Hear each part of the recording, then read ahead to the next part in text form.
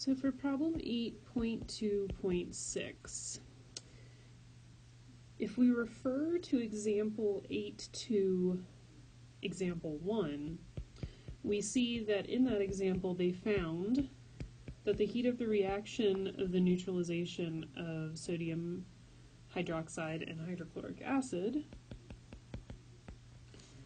is negative 58 kilojoules per mole of acid. So we know we have 100 milliliters of HCl times 1 liter, and then that it's 0.25 molar to figure out how many moles of acid we have, which is 0.025 moles of HCl.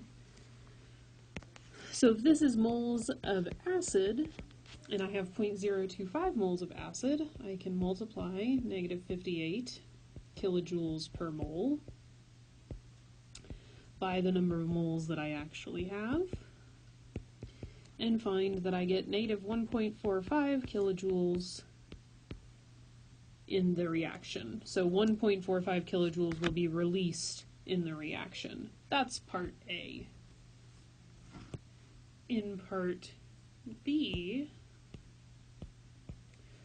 we can see that if I take that negative 1,450 joules and use Q equals mc delta T and assume that we use the heat capacity 4.19 that it's given, 300 grams times the heat capacity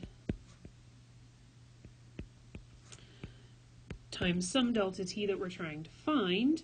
If we multiply all this out and solve for delta T, we find that delta T should be negative 1.15 degrees Celsius. In order to do this, we have to assume that the product has a density of 1 gram per milliliter in order to get the 300 grams from the amount we mix together.